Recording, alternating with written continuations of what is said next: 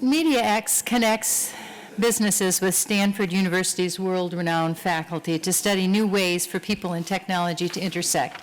That's what we do. You're getting a sense today as you hear presentations about a couple of things. One is the thought leaders at Stanford are themselves multidisciplinary, interdisciplinary in their perspectives.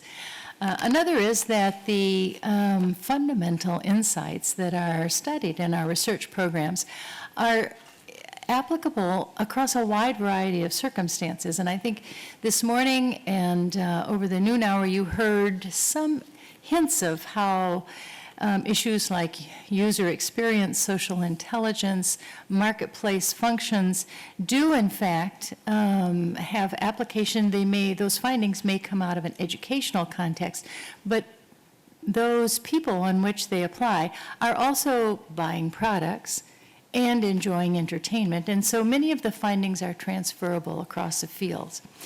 Now, in the next two presentations, you're going to hear some very interesting perspectives that have an interesting history that goes back maybe 15 years ago or so when Byron Reeves and Terry Winograd made a trip together to Microsoft to talk to them about a concept called the user experience. There was a time when that was new. Now, one of the other pieces of magic of mediaX is the way that graduate students and postdocs working with any number of thought leaders across the entire campus, because it is a small school. It's a big name, it's a big campus, but it's actually a small school. 17,000 students, more of them are graduate than undergraduate. And the access that students have to going across campus to talk with another professor, the sense of openness, because we do research in an open research way, of being able to cross-fertilize ideas. A lot has happened since that early foray to Microsoft, but at that time, and still, the human part of the CHI, the computer-human interaction, is key to what Professor Winograd does.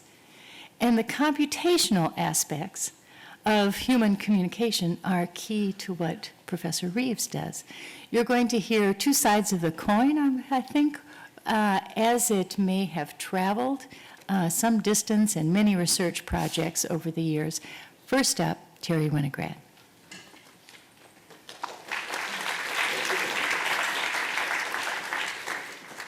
Okay, thank you, Martha. So great to be here. One of the nice things about being at this kind of an anniversary event is that it gives you a chance to look forward and also a chance to look back and see where things have come. And I decided to talk really far back, to really go back and look at the whole history of how people interact with computers. If you look at this title, filling in the H in CHI, you may say, what's CHI? I always thought it was HCI. I thought it was human computer, humans first. And the reason for that is this talk was derived from a talk I gave at, when I got an award from the Special Interest Group on CHI, that's part of the Association for Computing Machinery.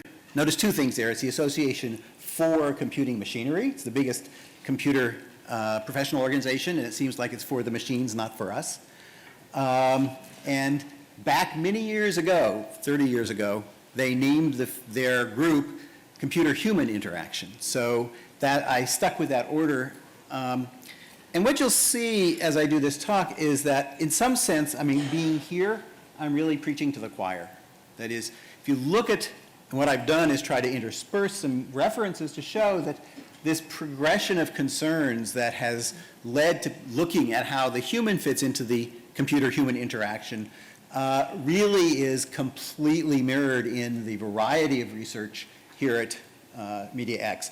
I've included as examples things from today's speakers. So the obvious point you should take is there's lots more going on, lots of other people I could have named if I looked at mediaX more broadly. I figured that just gave us a good cross-section to work from. try this one.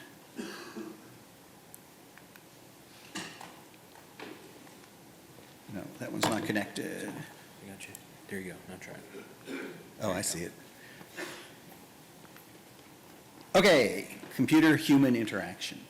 So this was the first computer-human interaction. Who knows what that machine is? Gotta be some historians or some old people here, right? That was Babbage's engine. That is not Babbage turning the crank. Those of you who know, Babbage was probably before, not quite before photography, but they didn't get color pictures of him. It's actually a guy named Doran Swade at the Science Museum in London who is working with a replica of that original machine. So the earliest human-computer interaction, or close to the earliest, you might say, was turning the crank. This is somewhat more recent, so this is now moving already to the 1950s, the early UNIVAC. Somebody know who the programmer is there? Grace Murray Hopper, who is credited with being one of the, if not the first programmers. She was actually became an admiral in the Navy. And in those days, what it meant to interact with a computer was really hands-on, right? You got there in the front of it, you clicked the dials, you pushed the buttons, and that's how you interacted with a computer. Going on a little farther, notice we're moving very fast through the first few decades here. This is a mainframe from the 60s. The computer was this big thing in a glass cage somewhere in the basement of your building with people in white shirts and ties who took care of it, fed things to it. And the way you interacted with it was, how many of you have actually used either of these input-output media? Okay, this is a pretty old audience. When I came to Stanford, the first programming course I taught here, students punched decks of cards in the card punch, took them over to the computer center. They got run, they got their printouts. Okay, before that, my first experience, if you look here on the bottom, anybody recognize that one? Paper tape, punched paper tape. My first use of computers, this is now back in the early 60s, was this machine, which surprisingly enough was made by Controlled Data. Now, those of you who know computing companies in general think of Controlled Data as Seymour Cray building huge supercomputers, which it was. But they actually built this thing called the 160, which was a genuinely personal computer. The scale is what it looks like. That is a desk, right? So you put your feet under it in the middle. It's got drawers on the sides. And the computer has the input-output device. It can do output on those tubes on the top, but it also can read and punch paper tapes, right? So that tape you saw a minute ago, you punch holes in it on something called a flexowriter. You put it in and run it through. One of my very first lessons in computing was a very hot day. There was a fan sitting behind the computer, and I managed to take my entire program and run it through the paper tape reader right into the fan. So interaction of bits and atoms from the beginning. So moving slightly forward, okay, they get to the point where people were one step detached from the machine. You weren't sitting in front of the machine. You were actually typing on some kind of an I/O device, in this case, an early teletype machine. The person you see here, again, anybody know? I always do these quizzes for computer history. It's Joe Weizenbaum, who will talk about his program ELIZA in a minute at MIT back in the, again, still in the 60s. And then came the revolution. Right here in Silicon Valley, a place called Xerox PARC, right down the road from here. And what machine was this? The Alto. Oh, is this the Alto? This is the Alto, actually, I think, not the Star. So the Alto was the predecessor of the Star. And what's amazing is if you look at human-computer interaction from turning the crank up through the cards, it was all this sort of, you put a bunch of abstract stuff into the machine, and then somehow later a bunch of abstract stuff came out. The real shift was the graphical user interface. And what's surprising, if you look at this picture, is it's not that different from what you have on your PC today. I mean, there are a lot of details that are different, but the basic mode of interaction, the use of the mouse, the use of the screen, the opening and closing of windows, and all that kind of stuff has persisted for, what is that now, 30 years, as the major way of interacting with a computer until mobiles, right? That's shifted it. At about that same time, there was a different vision of computers, not quite the personal computer. Again, quick quiz. Somebody knows. Somebody knows Doug Engelbart at SRI, who, this is a picture from what is often called the mother of all demos. In 1967, he did this extremely big demo. He was in San Francisco. He was connected remotely to computers in Menlo Park at SRI, which was a big deal in those days. There was video, there was Skype, right? It wasn't exactly Skype, but he was there, and there was somebody in Menlo Park, and you could see them both on the screen. There was ability to jointly, interactively edit things, move them around. So the other part of what we think of as the computer interface we use today was also being done by the 60s, right? So the combination, actually, of the Alto and what Engelbart did, the NLS system, really are the sort of heart of how we think of computing today. Now, as I said, that's been shifted, but again, I'm old, so I like to point out the early things that got done. Anybody recognize this? It's the ubiquitous computing from Xerox PARC again. This is back in the early 80s. Mark Weiser, who's the fellow sitting at the desk with the suspenders, unfortunately died very young, but he had the idea that you should do computing by the inch, the foot, and the yard. And they developed 3 devices. The one on the top, which is by the inch, was the PARC tab. The foot was a PARC pad, and the bottom one was a complete big screen. Now again, you look at all those and you say, well, of course, right? I mean, I've got things in my pocket that look like a thing on the top. And I just bought an iPad or a Nexus or something, and it looks like a thing in the middle. Right? Now, I'm not claiming it did everything those do, but I think that even at that point, there was this understanding that people were going to interact with computers. Sometimes they wanted to work together in a group at a big screen, and sometimes they wanted to just pull it out of their pocket and use it, and that we needed to develop interaction techniques that worked across that whole spectrum of things. I worked on a project called the Interactive Room, where, and you'll see sort of scattered around on the table and on the walls and stuff, is a mixture of different size interfaces. And the idea was, could you integrate those? Could you have something which basically flowed from one to the other without your having to say, okay, let me go do this work over here, and then we'll start again over there. That's still a goal. I mean, I think if you look around today, there are things that are approaching that much more, but we're still far from having a really integrated environment. Now, that was my 2-minute whiz-bang tour through the computer side of computer-human interaction.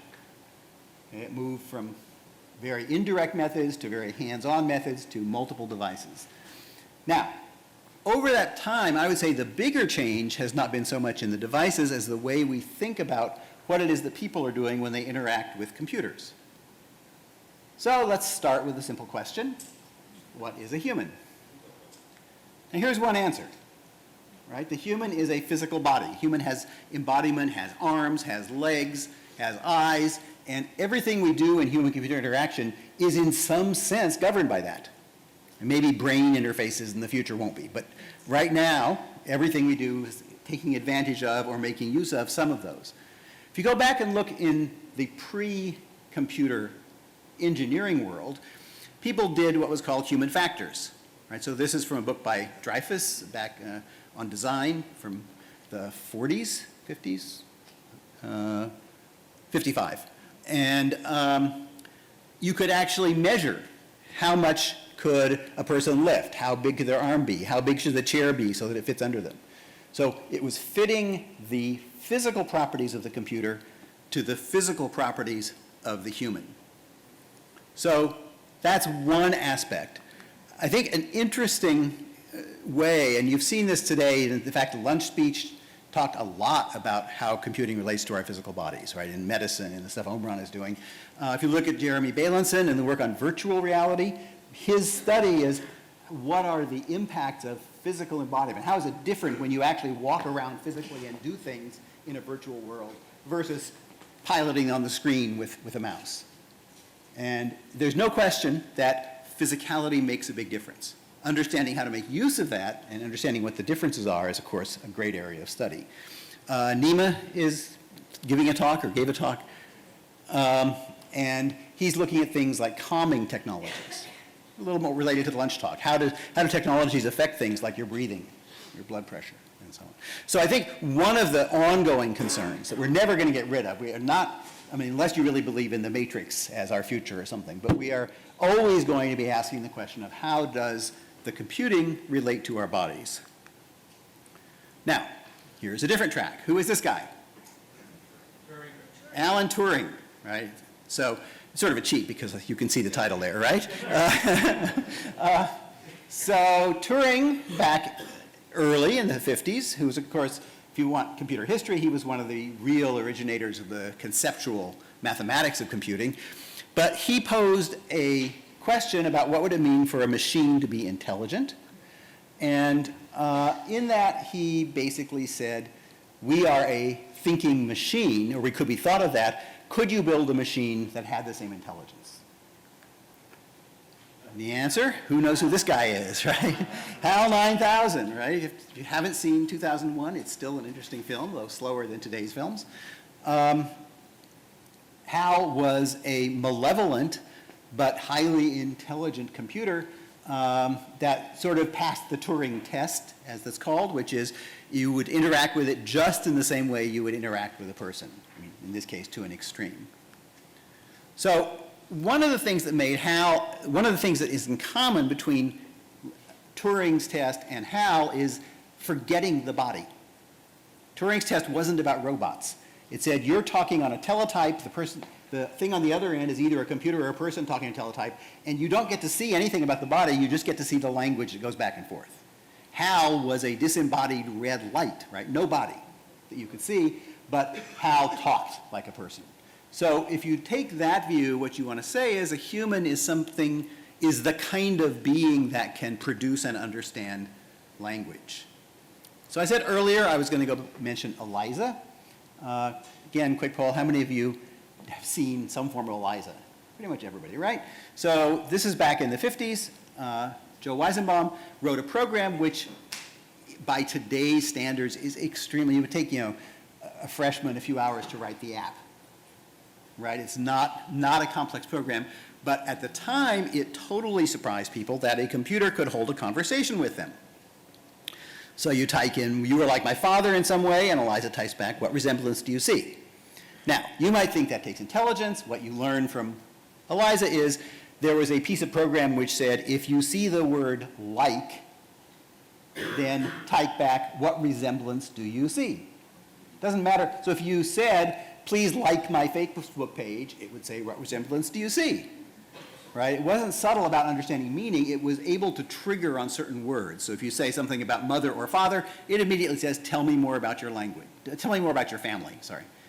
So if you said, my friend's mother is coming to visit, it would say, tell me more about your family. And notice the genius of Weizenbaum's program was to pretend that was a psychotherapist. If you were in an ordinary conversation with a friend and you said, my friend's mother is coming to visit, and the friend said, tell me more about your family, you say, you're not listening. What? Huh? When your therapist says that, you say, oh, yeah, his mother's coming to visit, and I'm sure it's triggering all sorts of things in me emotionally about my mother, and da-da-da-da. Isn't that smart? So by pretending to be a therapist, it got away with these extremely simple heuristics, got people really involved. I mean, there are stories of people who really, a famous story is a secretary was trying it out and said, please leave the room, this is too personal. Right? So, and again, you've all seen things like this. Cliff's talk this morning, sort of how these things can replace real social interaction. Okay, this is closer to home. This is a screenshot from a program that I did back in the early 70s called Shrdlu. And this program used language in a more substantive way in that it tried to actually understand what you were saying and do what you said or ask questions or answer questions that were relevant. So it had this simulated world on the screen. You said, you typed in, the person typed in, pick up a big red block, and it actually moved the stuff around on the screen corresponding to that, and in a fairly subtle way. So if the big red block happened to be, by the way, no color screens in those days, right? So if you look carefully, you see there's little legends with colors on each one. And if the big red block had something on top of it, it would move the thing out of the way, and so on. It was based on a planning system. Actually, I just saw earlier, where's Carl? Carl Hewitt over there was a co-conspirator at the MIT AI lab in those days. It's a language called Planner. And it used a version of Planner to figure out that it needed to move the block and pick it up and so on. So I wrote a dissertation. It was published as a book. And it really caught people by surprise, partly because it was able to put context into understanding. So if you said pick up a big red block and then put another one on the table, another one isn't the kind of thing that you can figure out what it means out of context. It only makes sense if you've just done something. It would mean another red block, or maybe another block. And it had a whole bunch of heuristics built into the program to try to use what had gone before to understand what was being said now. That's a key part of language understanding. It did it in a very primitive way, but nevertheless, it was able to do some of that. I can't resist including this one, because it shows Marvin Minsky, the guy on the left who was my advisor, led the MIT AI lab. And that was the machine, the DEC 6. Again, going back into history that you could interact with, but of course that had a screen and you could really do things like that simulation. Well, what about mediaX? mediaX is tightly entwined with an organization called CSLI, the Center for the Study of Language and Information, which has been doing work in this area, really leading the field in this area for many, many years, for decades. I was involved with it when it first started, and somebody here can tell me the date, I've forgotten, but so I think this view, this sort of natural language as human view, is something that's been at the heart of research in mediaX and its environment, its predecessors. Okay, so what else is a person? This is a picture from Card, Moran, and Newell's book on the psychology of psychology of human-computer interaction. This guy is affectionately known in the field as Bubblehead. And if you look carefully, and you probably can't see it on the slide, but Bubblehead has a whole series of particular capacities. For example, a short-term memory. This was based on the fact that in the early 50s, mid to late 50s, psychologists realized that much of what went on in human psychology was related to computer information processing. Not surprising, it happened along when computers were becoming common. So George Miller, who recently died, was a famous psychologist who did a study. The paper was called The Magic Number 7, plus or minus 2. I'm sure most of you run across it. I'll do the 2-second version of it. Repeat back after me the following numbers: 6403, 521798, 463 502 716 543 876. Okay, now what's funny about that is you would expect some kind of a broad distribution of how many numbers you can repeat back. Turns out that for most people, not all, but most people, there is just this cutoff somewhere around 7 plus or minus 2, between 5 and 9. Before that, it's easy. After that, it's impossible. It's not like, gradually gets harder or whatever it is.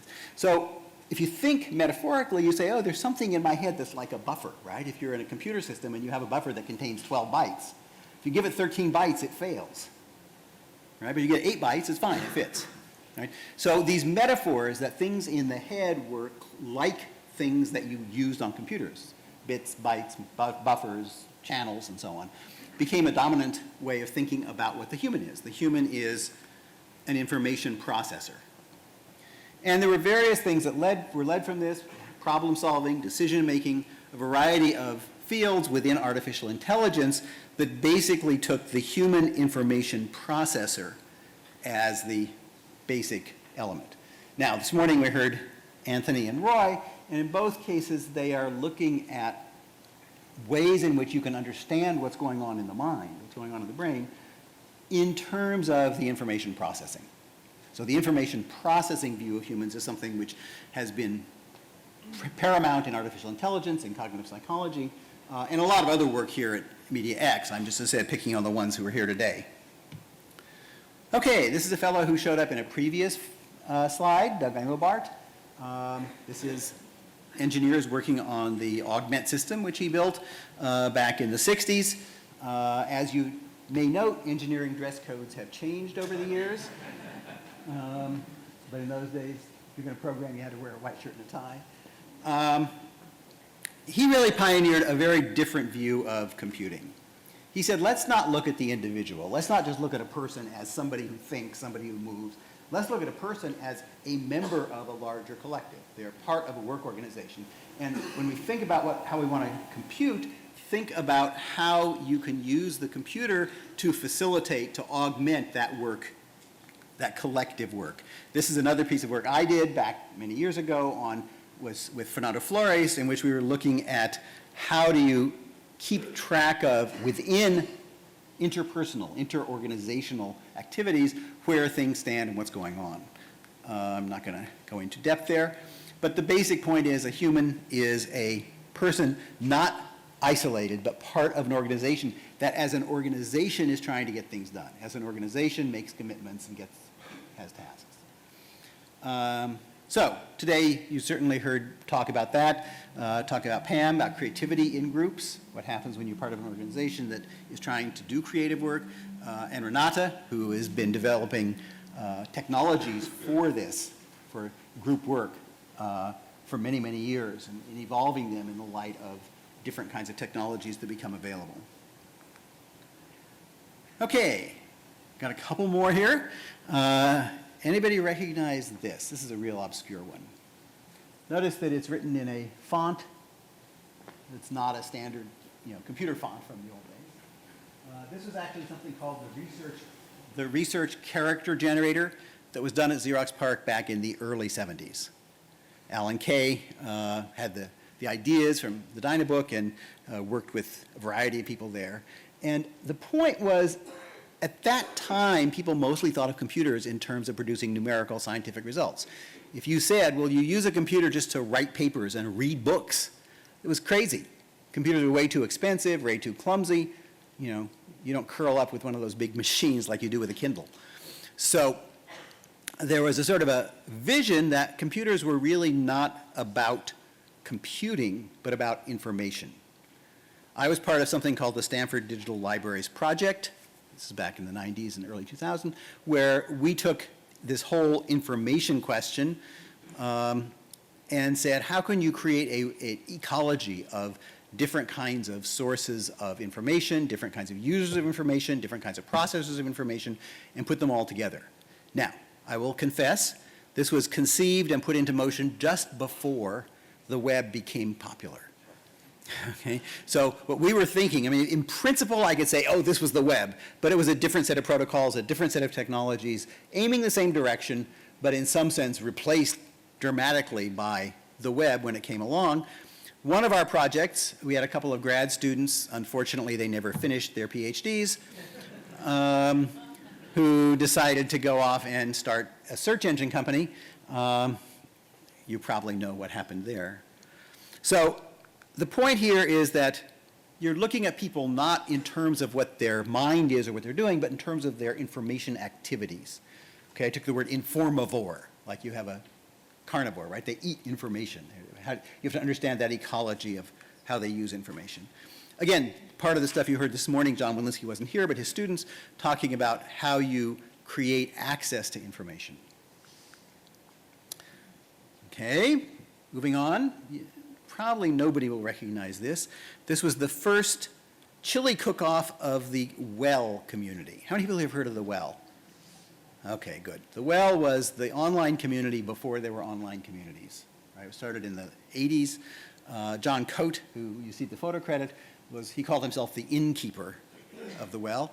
And it was a group of people who got together and socialized, in some sense, on the internet. Now, in those days, it was all text, it wasn't the web, but it was networked connection through technology, through computers, and then they supplemented it by actually getting together and having dinners. There's a very interesting point there, which Cliff made this morning, right, which is, what is the relationship between the kind of things you can do socially on a network by detached people and the role of actually getting together face-to-face and eating together, right, which is a historically, for millions of years, way that people have social interactions. Today, we have social networks. This is not intended to be looked at carefully, but just say, yeah, they're big and complicated. Right? A lot of people studying what goes on social networks, and what goes on there is a wide variety of things. So this is, I put this together for a talk a while back when Ashton Kutcher was competing with, I believe, Oprah to see who could get the most followers on Twitter. But how much love you got, right? This really echoes the Barney story from this morning, right? That is, it's using these social networks as a way to create social connections. So from this view, a person is not a body, is not an isolated thinker, is not just getting work done, but is a being in a social space, and what we want to support in interaction with computers is that social space, okay? And that's what's been happening in tremendous terms. That's the phase we are in now, right? That's where it's at. Right? There's a great cover in the Technology Review with, I think it was Buzz Aldrin, one of the early astronauts, and they said, "You promised me Mars colony, and I got Facebook." Right? And that's what's happened, right? The high tech is, because of course, it always moves where the money is, has produced this incredible upsurging of different possibilities, different ideas, different ways of using computers for social interaction. So Cliff talked about this. Byron's going to talk about various kinds of social interactions. Social networks, Michael Bernstein is a new faculty member here. You should definitely get to know him. Looks at social networks. Martha's talked a lot about it. Social identity. What is my identity as a person in a network? And that's relevant to education and so on. So now, as a last segment, I want to look at meaning. And when I say meaning here, I don't mean it in the linguistic sense. It's not like, what did that sentence mean? But it's more in the existential sense. Is there meaning in life? Now, I'm not going to answer that question, but humans are the source of meaning. And how do computers, excuse me, and computer interactions play a role in that dimension? So I want to look at ways that people use the computing in finding a larger meaning. So what do people do? Or you might ask more relevantly, who am I? What's my identity? If you said, who are you? Notice this famous cartoon that most of you have probably seen over the years. It says, on the internet, nobody knows you're a dog, right? Now, what's the point? The point is, who I am has for millions of years been associated with the physical body, been associated with me personally having face-to-face interaction with you. Now, all of a sudden, who I am is something that can be detached from that. Who I am, again, Cliff had a lot of good things leading into this, is how much celebrity I have, right? So personal identity. Right? My identity is no longer just me and the people I meet. It's me in some way that's filtered through social media. I have a social identity. Okay? This is just one example. This actually is a blog by my daughter.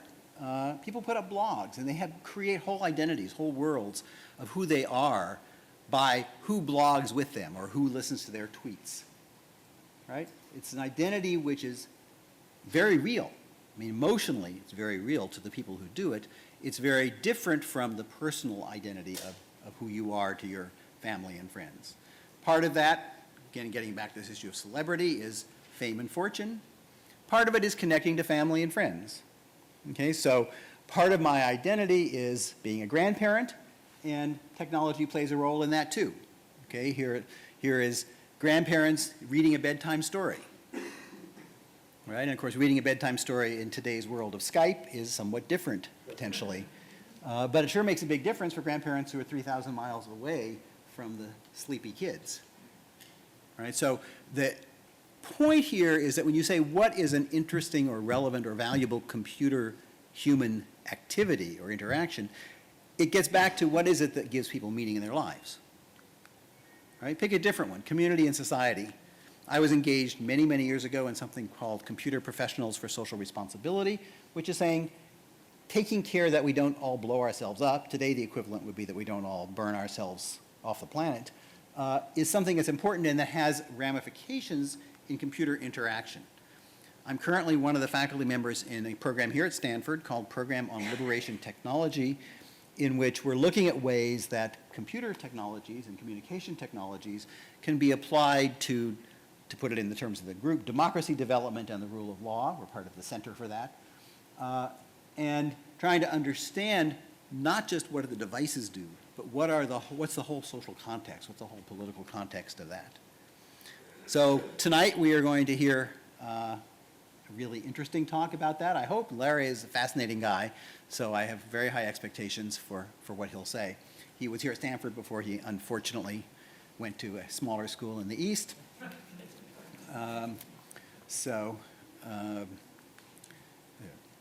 Okay, so I've got through computer and human interaction. I wanted to add one more dimension, because when I talk in our courses here, it doesn't say course in human-computer interaction. It says course in human-computer interaction design. What's design? So design is not styling. It's not what interior designers or interior decorators do. This is one of my sort of references to the past. A guy named Henry Dreyfuss, back 50 years ago or more now, wrote a book called Designing for People. And the point was that there are ways of thinking about design which lead you to building things that are human-centered. Okay, so it's human-centered design as opposed to technology-centered, which can lead to other things, but it's sort of how do you make this thing work versus how do you relate it to people? It's a process. It's how you make things fit all that stuff I was just talking about. I edited a book called Bringing Design to Software, which we took this a review, talked to designers from a wide variety of fields, including typography design, mechanical design, architecture, and looked at how that might give you a different perspective from software engineering, which doesn't take a human-centered point of view. In the past few years, I've been engaged in a group here at Stanford. How many of you know who this is? You should. How many of you saw him on 60 Minutes this week? I missed that. I was away. I've got to see it. Anyway, David Kelly, who founded IDEO Design Company, was also the main person in founding something called the D School here at Stanford, where our whole process is oriented towards getting students to be skilled in designing. And the metaphor we use is what we call a T-shaped student. Depth is in analytical thinking. You could have depth in linguistics and mechanical, whatever it is. That's what you learn in most of your courses at Stanford. That's what Stanford is great at. And design thinking, which cuts across, is how do you integrate that depth with all the other things that need to be there to make things really work for people. Okay, there are no technologies that you just take one of these fields and it gives you all the answers. Right? You clearly have to understand how to integrate it.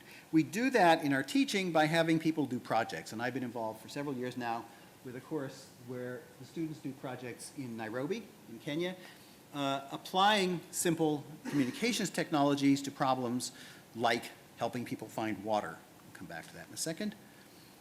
So here is a program. This now is actually, they just entered a major pilot study phase this year. They're deploying it in several different areas. They're doing actually a controlled study, areas where it's been deployed and hasn't. The idea is that water is not easily available there. People spend a lot of time walking around with these water cans to find places where it's currently available. And by giving them a simple iPhone, or not iPhone, dumb phone, feature phone, not smartphone, app, they can have people who have sources of water currently register them, people who are looking for them find them and avoid all of the walking around to try to find it, plus adding in information about water quality. And there's a whole set of complex social issues that come up with that. So one of the things we teach in the course is coming up with an app isn't the answer. Coming up with an app gives you the opportunity now to understand the social, political issues that it raises. What's the motivation for the water vendors to do this? Who keeps track of whether it actually is good quality or not? And so on and so on. Who pays? So I think one of the big questions here is how do we design, right? It's not an analytic look at what is interaction, but rather an action-oriented look at how do we design interaction. And again, this has always been a strong point in mediaX. You're going to hear Larry Leifer, who has been the guru of design here for many, many years, has a whole center called the Center for Design Research.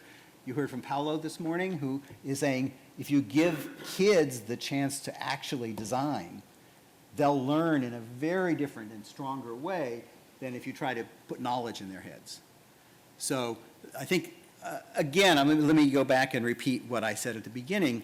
When I went through and did this whole sort of spectrum of what are people doing, it was just very impressive to me how much of that spectrum is there in the different things that are being done at at mediaX now and that have been done in the past. So with that, it was been great to be part of this and to be part of the celebration today.